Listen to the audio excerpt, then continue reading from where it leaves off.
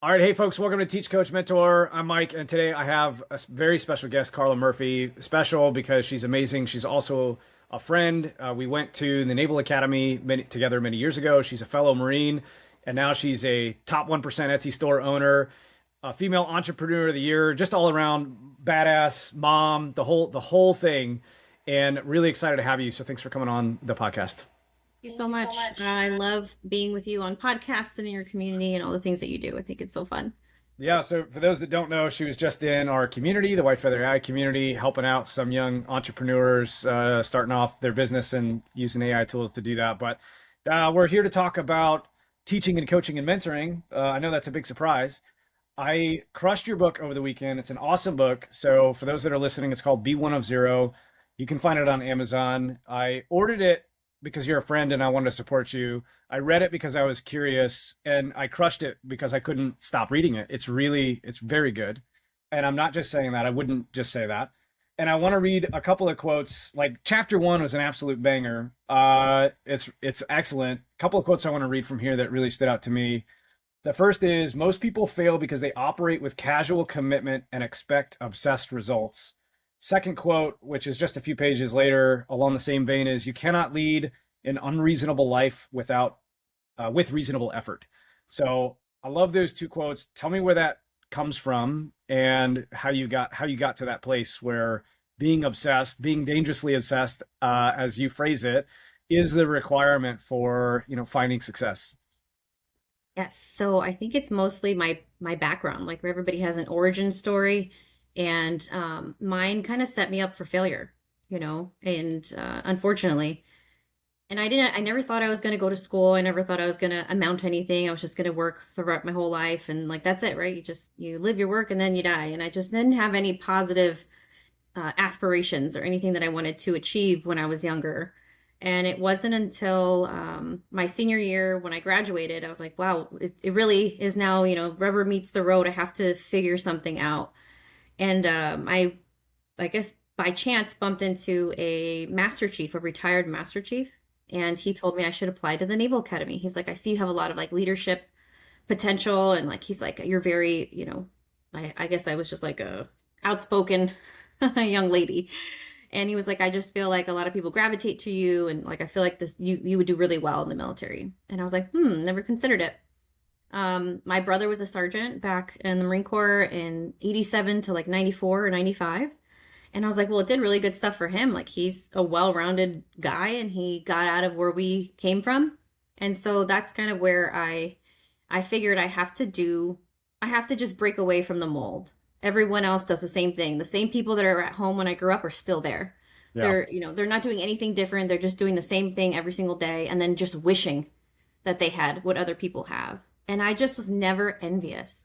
I never wanted what anybody else had. I just wanted to do my own thing and have my own thing that I created. And I loved, I guess back then I even loved to create. So that's kind of where the obsession came in. I was like, I will do this. Like, I'm not going to end up this way. I'm going to do something different. And it just fueled me. So I didn't get into the Naval Academy like right off the bat. And I didn't even expect to get in at all. It just, I don't know, they had to meet a quota or something because I don't know how I got in. I went to NAPS for a year and then got to go in, and that kind of also shaped me. Everybody there was just so different from me. Felt like they were more like a normal family or like a successful family, like their parents cared about them and cared if they went to school. And I would see their parents come and take them for the weekend. And I'm like, well, I wonder what that feels like. And I just didn't have it. And it wasn't like a sad thing. It was just like, it was just very new to me. I was like, wow, they call you and like they want to be in your life and like you do stuff with them. You want to hang out with them. It just was very cool to me. And I was like, man, I would love to have that one day. And Yeah. that's where the obsession and like wanting to do more than my standard, what I was used to, my normal. And that kind of fueled me. I got to see it at like a grand scale, right? Because there's so many types of personalities at the Naval Academy and so many um, personas and the billets that you have, like the leadership billets and everybody's role there. So that kind of sparked it for me. Yeah, and then senior year happened of college. I almost got kicked out. Mm. And I that's didn't kind know that because I had already graduated. So, oh, that's right. Yeah, no, I got into a fight service election night and okay. was gonna get arrested, like police came and everything. And the captain, who was the company officer at the time, was just like, I will keep her under my wing and I will, Mm, she will see graduation and we're gonna, drop the charges and go through with this. So goodness. he was the first person who gave me a chance, I guess, and who didn't just see a problem. It Yeah. was more like there's something here, and saw something in me, and that gave me even more of a drive. And I was like, I'm sorry, I'm never gonna do this again. Like I promise I'm gonna fix myself. And again, that just fed into always wanting to improve. I have no problem with somebody telling me I suck at this, or I need to fix this, or something's wrong, because I'm so excited to fix it. Like Yeah. I would love if I just had somebody all of the time that would just walk around and tell me everything that's wrong and everything I'm doing wrong. Like I would love that because Yeah. I would just get better. And so I have no problems failing in public. I have no problem, you know, seeing something, identifying something that I need to work on. I just think that that's an opportunity. And so that's what I mean by obsession is like doing stuff that fuels you and makes you have a drive to get better. And so it never feels like work. If anything, you don't want to stop doing it, and Yeah. it's not a bad thing. Most people don't have that reaction, right? If someone was following me around, actually, I think I'm like you in that way. I probably would take it personally, but I do very much appreciate anytime anyone's honest. Like, the first time I wrote a book and I handed it and I gave it to someone and they came back with critical feedback, it pisses you off and you get angry. And then you realize, man, this person just saved me, right? Saved me from embarrassment, saved me from putting something out there that wasn't ready to be out there. And they cared enough to actually tell you the truth. I think a lot of people tell you what you want to hear, and like, oh, this is great, but it's not, right? Or maybe it could be better. Maybe it's good, but it's not amazing. And so I do think it's important to, right, just be aggressively honest, because that's what your friends, your family, that's what everyone around you deserves from you, even if it's uncomfortable. Um, when you're coaching, right, that's why I want to get into that.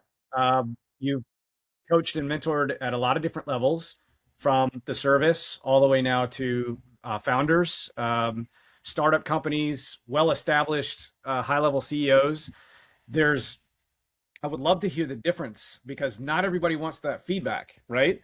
And there are, young Lance Corporals out there who are very open to feedback and want to improve themselves. And there are those that aren't, and they don't want anything that you have to give them. I imagine that there are some CEOs that fit both of those buckets as well. And I would just love to hear about that experience across the spectrum of different people. And when you're coaching and when you're mentoring, how do you deal with these different kinds of people when they're not in the right mode to receive and it's not landing well? I think my main thing is I ask a really good question. And so I always remind them, like, why are you doing this? What is it that you want to get better at? What happens if you don't improve in this? What happens then? If in the next 90 days you don't do anything, what happens? Does something break? Does someone get fired? How much money do you lose? It just depends on, what's at stake here. Yeah. And I think once you do that and you zoom away from it's you personally, and it's like focusing on the data and, and collecting that, like it's not a personal attack. It's just where can we make this better and who's responsible for it at the end of the day. And that's why one of my pillars is like ownership, right? Like you have to have ownership for it. Nobody's coming to save you. This is your baby. This is your business, and if you don't want that, then you have to make a choice. And so my biggest thing is always trying to ask the right question in that moment so that it flips it from being defensive to being, we're on the same team here. And, I'm not against you at all. If anything, I'm asking questions to understand so that I can walk you through it and help you make that decision yourself. And that's what good coaches do, right? You're not tooting my own horn, but like good coaches are supposed to ask the right questions. They're not supposed to give you all the answers. Sometimes I'll give answers, but it's not meant to be as a crutch. It's just supposed to guide you. And so Yeah. a lot of times it's just that. It's just asking the question, like, and reminding them why they're doing this in the first place and how they got here, and how if you continue to do the same thing, nothing's going to change. Yeah. So that's kind of You're what I do. absolutely right. I've definitely walked into a coach knowing what decision I needed to make, and you're really just looking for them to not to tell you that that's the right decision, but to just get you to voice it out loud, right? Because once you say it out loud, it's so much clearer, right? You walk in confused and they say, "What's really important here? What are your actual goals? And then you answer that question out loud to a real human, and suddenly it's real in a way that maybe it wasn't when it was just locked up in your crazy head and your weird headspace, right? That's a phrase I hear a lot is I already knew that. And I'm like, I know. Yeah, exactly. I know you knew that. We had to get you there. Sometimes like your thinking doesn't catch up because you're so emotional about it. And I tend to be a very unemotional person. And I strictly look at data. So I'm in data analytics right now. Like I just love looking at numbers, and I don't see it as a problem. I see it as data. Like if something fails, it's just data. Something goes well, it's just data.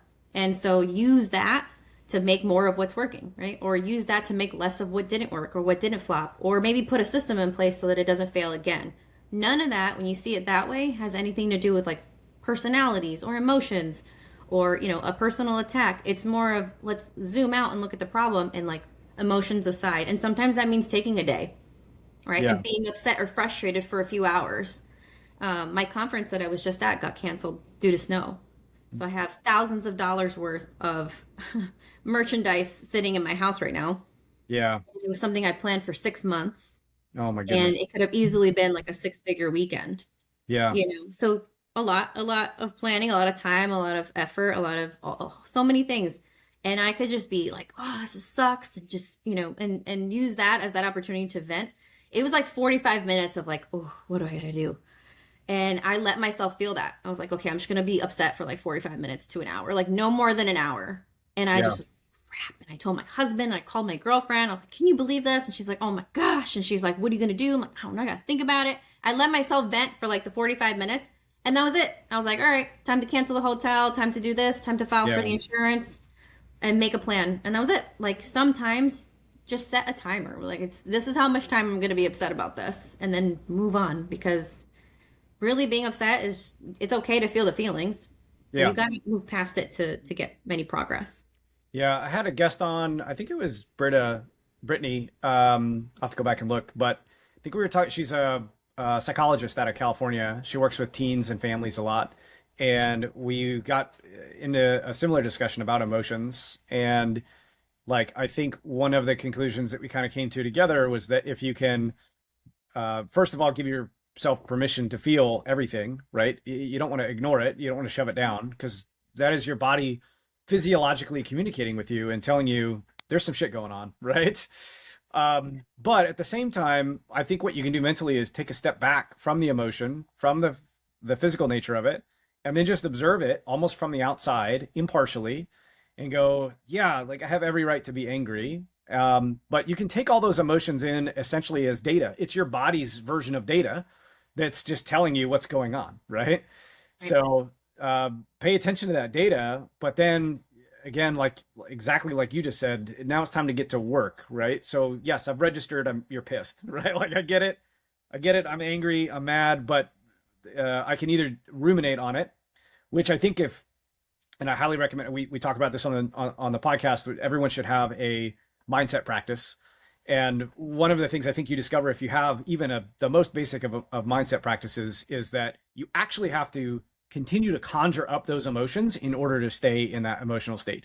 Your emotions typically ramp off pretty fast, right? Obviously, it's event dependent, but they ramp down pretty quickly. And what we tend to do is get caught in our own headspace, and we recreate the situation in our mind to get the emotional level back up to where it was, which is Right. when you realize you do that, it's an absolute superpower to realize you can stop doing it too. So Yeah, I don't you know what you think spiral about that. out. Yeah, Yeah, you spiral out because it's like I got to get back to that because I should be upset about this, and it's like no, you don't. You don't have to. that's You right. don't have to should be upset about this. You can just move past it.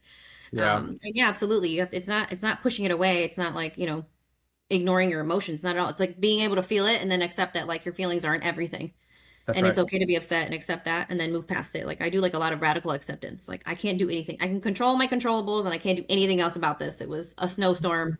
Everything got snowed out. My kids were out of school for 5 days. It had a lot of effects, and it's like it's not just about me and this business. That's what insurance is for. There's things that are Right. put into place for these kinds of things, and Yeah. I let myself be upset and then I moved on. I like radical acceptance. We've Mm. got radical honesty so far and radical acceptance. So we're on an absolute roll. Yeah. Um, I want to read a couple other things. I got some notes from the book here. So I like this, and I changed I paraphrased slightly when I wrote this down, but this is taken from your book. But basically, you can't perfect version 10 until you survive version 1 is how I synthesized, I think, 2 or 3 sentences that you had in there. And what struck me about that thought is that you wrote it in terms of business, okay? But I think it applies to us as human beings too, right? Like you can't perfect the final version of yourself until you get through the first version, which is just going to be crappy, right? It's just going to suck. Whether it's, again, it's a business thing, it's a sports thing, it's just being a good person. It takes practice, it takes effort. And I think a lot of people, it's hard because you have to get this balance right where you have to imagine version 10. It has to be something that you can articulate in some way in order to even get started and have the motivation to improve yourself to that level of, again, personal goal, or to improve your business to that level. You have to imagine, like, what would it be like if my business was the next Amazon, right? But you can't get there until you get through the back of the car journal maker situation, which we talked about earlier today. Your first journal, were literally making from printed paper from your husband's school out of the trunk of your car to sell your journal on your shop, right? That's where you have to start. So I don't know, walk me through that. What were you thinking as you wrote those words? Yeah, I was thinking like everything that I've failed at in life, I feel like it was such a good thing. Like I absolutely embrace failure, and you might think failure is like a bad word. I know we've talked about this before, but Yeah. it's like it's just learning and improving and feedback. I take failure as feedback, really is kind of what it is. And I love that I can change who I am at any point in time. Like, I don't have to say, like, I'm Carla, I am this one way. Or I am I don't know, let's say I'm not a smoker, but let's say, like, I'm a smoker. And then one day I decide to quit smoking, and then that day someone offers me a cigarette. I can just say, oh, no, thanks, I'm trying to quit. Or I can say, no, thanks, I'm not a smoker. Like, I can just choose when I'm, I have my own identity shift and standards and systems, and I don't have to, let that define me forever. And I Yeah. think that's in coaching or in teaching, a lot of times it's that. It's like not putting someone in a box and letting them have the opportunity to grow. And yeah, so I really like that shift. I'm kind of lost where you asked me in the beginning, but It that's was kind of where I a was going with question. It that. wasn't, I'm not a professional, so Okay. yeah, But no, that's kind of where I was going with that. Like, you don't have to just be stuck. You can that's right. always take that Surviving feedback. version 1 before Right. perfecting version 10, right? Yes. Yes. And Yeah, then yeah, always learning from that. So it's just a constant progression, I feel like. yeah, And whenever you feel like you've mastered something, it's like, oh no. Then you open up a whole nother thing that you can learn. So like learning never yeah. stops. I absolutely love it. And I know that you're obsessed with learning as well. So I am obsessed with it. Yeah, no, it does start with identity. It sounds a lot like Atomic Habits. He talks, Dan, what's his name? It's escaping me at the moment, even though I've read the book like 5 times and I talk about it in my course. But Atomic Habits is a great, great book. And that's anytime you want to start a new habit, you have to start identity first, right? So you want to go to the gym to get big. And even though you're a stick and you're out of shape, it starts with I am a lifter, right? I'm not good at it, but I am a lifter, and I will be in the gym 3, 4, 5 times a week, doing 2 sets at a time because that's all I can handle because I'm a lifter and that's what I do, right? absolutely. Yeah, yeah, you absolutely have to start there. I wanted to go on to some of the exercises that you asked to do at the end of each chapter. And there was, I think it was at the end of chapter 1, actually. You had asked about 3 different kind of aspects of your life that you wanted to get obsessed about. We talk about obsession at the end here. And I wanted to share one of mine. And we talked about this a little bit earlier when you came and visited us in the community, which was I wrote down one of my goals was to be more obsessed about my family, right? Because I have, they've been very patient with me as I've done some different entrepreneurial pursuits, this podcast, writing, all these different things. And I wrote specifically down like number one on my obsession with getting to my goal, financial freedom goal, was I'm completely obsessed. I'm already there. I have nothing else I can do. I'm putting everything into it. Hopefully that's actually true. But on number 3, which was my family, I said I need to get number 1 first, but I need to do it in a way that I don't burn what I have, right? and that I don't lose the actual focus of this thing, which is it's not about me, it's about them, right? Right. So, how do you, and I know that we both actually detest the word balance. Work-life balance is like this false, it's just a really bad framework, actually, I think, uh, because balance implies that you have to take away from something that you enjoy, right? That's not true. I can fully enjoy my family. I can also fully enjoy my work. And I think the way that I see it is it's more like in cycles where there are times where you say, hey, family, I need to take a break from, not take a break from my family, but I need to surge in this other area of my life, this other area of my life that I love and I enjoy. And, and then you go do that thing. And then you go, man, I'm tired. And, I need to surge back into my family. So, that's balance is not the right word there, but I don't know what it is. What do you think about that? And how do you handle it? Yeah, I do that all the time. I'm in a Yeah. constant state of removing. Mm, Constant. I'm in a constant, like I do my weekly reviews on Fridays and I go through the whole week. I scrub everything. I make sure I capture all the things, all the loose ends, and then I plan the next week. And the number one goal is how many things can I remove from my planner, from my calendar? yeah. That's where I start. And so, I already have the recurring events, right? And so what I do is I do a lot of life audits with my clients, with coaching clients, with founders, with anybody. And we start with that. We start with going through your last year and seeing what were the peak positive people, activities, and commitments that you did that caused peak positive emotions. Mm, And what are the top negative ones that caused, I hated going home and seeing grandma, Peepus, because she's just really gets me going. Like, I dread it, whatever it is, a family reunion is what all the things that your responsibilities, the people, activities, or commitments, or man, that work event really was terrible. Um, and you make a list and it's just literally just really quick. You just go through your calendar and you just things that spark, bad notes. You just write that down. Not like average bad stuff, like anyone have to vacuum or do the dishes, but like peak. And we start there and you fill your calendar, right? That becomes your don't do list, your not to yeah. do list, and then it becomes your do more of list. Yeah. And I have found I've done it for 6 years now. I have found with all my clients that if you fill your calendar for the year first with all the things that give you peak positive emotions, you have more bandwidth to do the stuff that maybe you don't want to do very often, or Yeah. maybe the things that you have to do and nobody else can substitute for it. For all those not to do lists, that's where I do, delete, defer, and delegate. And, can I pay someone to do it? Can I maybe pay someone or have someone else do just the part that I hate the most and then I can do the rest of it? However creative way you come up with doing those kinds of things, because Yeah. then at the end of the day, you do have seasons, and so if you can at least start with the non-negotiables first and then go back and plan your busy seasons, or hey, you're in building mode. Yeah. It doesn't necessarily mean that the balance is off. It's just you're in a season where everyone in your life understands and they're okay with it. And I Yeah. think I write that in my book too. Like my friends Yep. are okay in my no season. Yeah. And I'm like, Exactly. I'm not going out, I'm not drinking, I'm not going to ladies' night, and I'm not going to your wedding. Yeah. But I'll send a card and I'll send a gift. And people understand that. And so I surround myself with people that understand that and they want me to win more than I do. Yeah. So it's also about surrounding yourself with those kinds of people. Like my husband, I even wrote a little thing in the back for him. Like I would not have been able to start any of the businesses or do any of the things if he wasn't the kind of dad he is, right? He Yeah. wasn't just like amazing at taking on all those roles. Or I come home and he's like, I already cleaned the whole house and I made dinner and the boys have already taken a bath. So you can just relax when you get home and hang out with us. Yeah.